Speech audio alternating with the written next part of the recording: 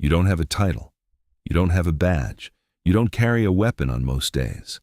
You don't appear in any organizational chart, any company directory, any LinkedIn profile that means anything. If someone searches your name, they find a mid-level consultant at a private wealth management firm with a modest office in Zurich and a client list that looks completely unremarkable.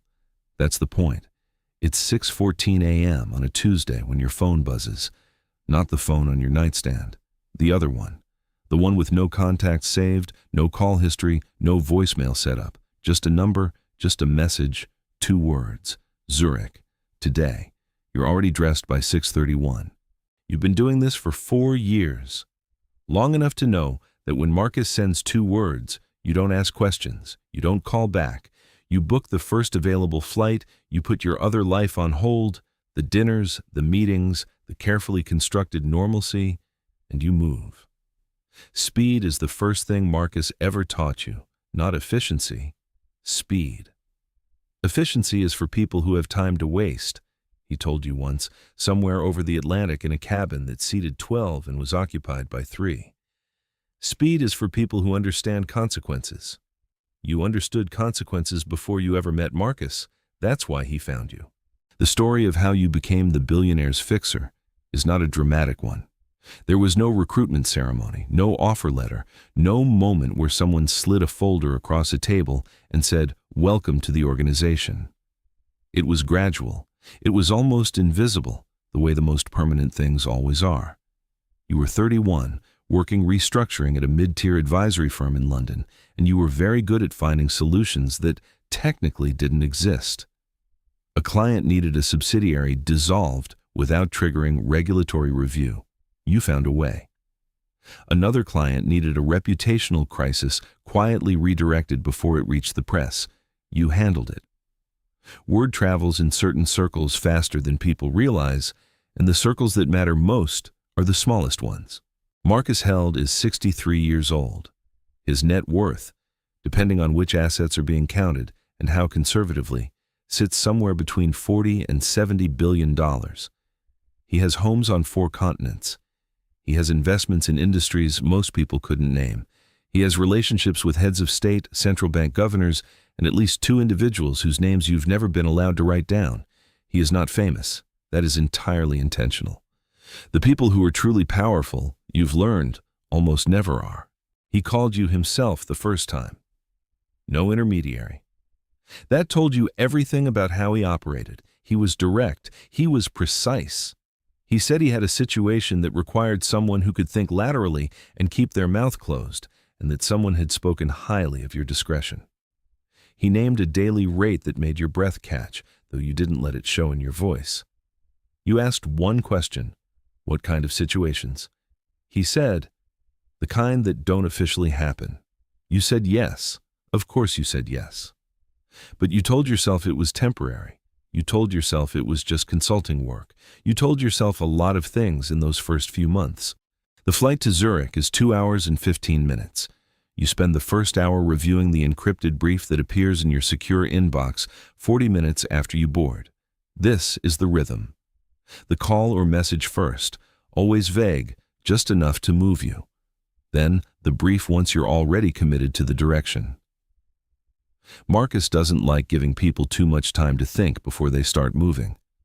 Motion, he believes, clarifies the mind. The brief today concerns a man named Edvard Solberg, Norwegian, 55, formerly a senior partner at a sovereign wealth fund advisory group, currently operating as an independent consultant with a client base that overlaps in 3 very uncomfortable places with Marcus's holdings in Northern European infrastructure. Solberg has been talking, not publicly, not yet, but talking, in rooms, at dinners, to people whose discretion cannot be guaranteed, about certain contractual arrangements from 2019 that were supposed to have been permanently resolved. Your job is to ensure they stay resolved. You close the brief.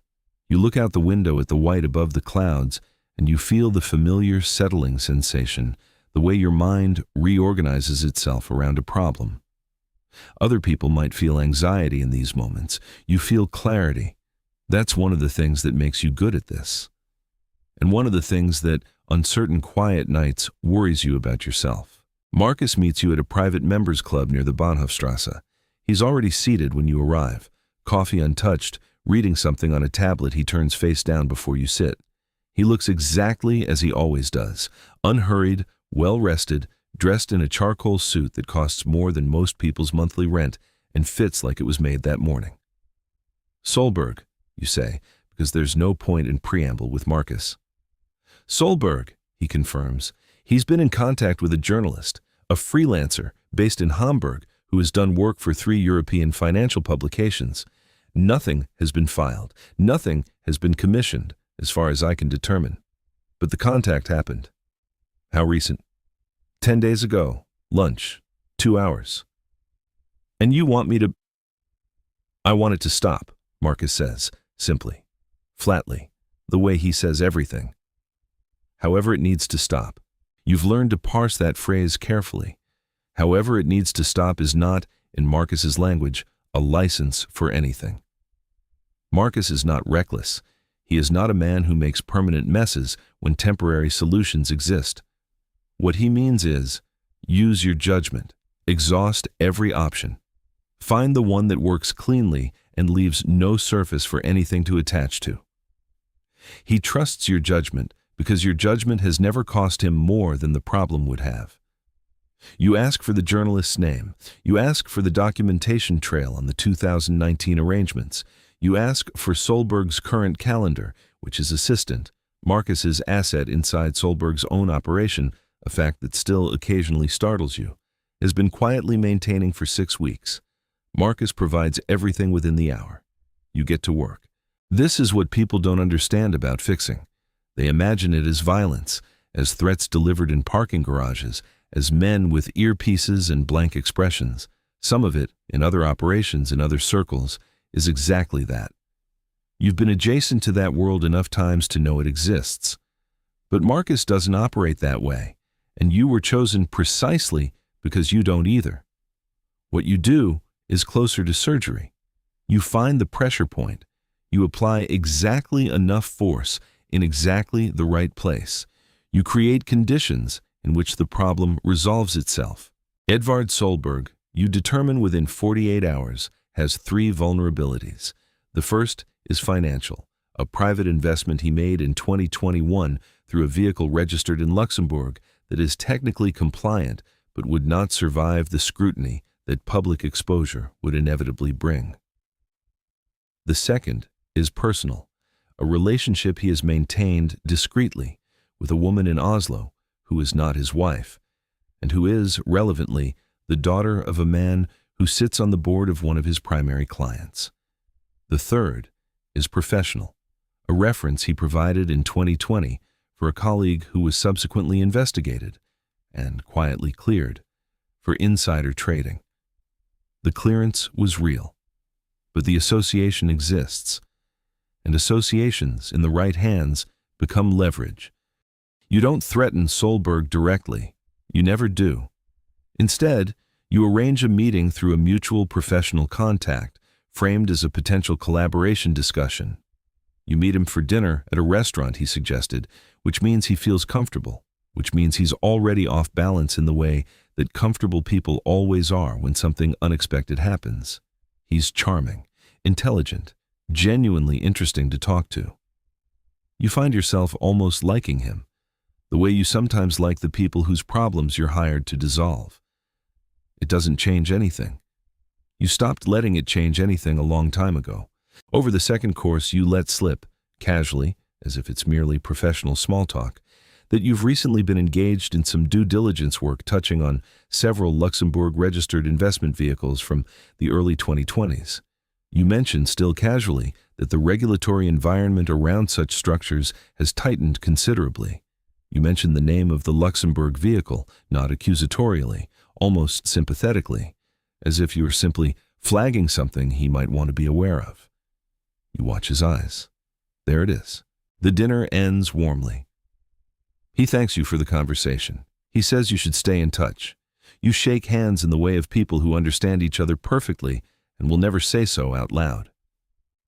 The journalist in Hamburg receives no further contact from Edvard Solberg. You know this because you have a way of knowing. 3 weeks later, the freelancer files a piece on European shipping insurance fraud that has nothing to do with Marcus or anyone connected to him. The 2019 arrangements remain resolved. Marcus transfers your fee on a Friday.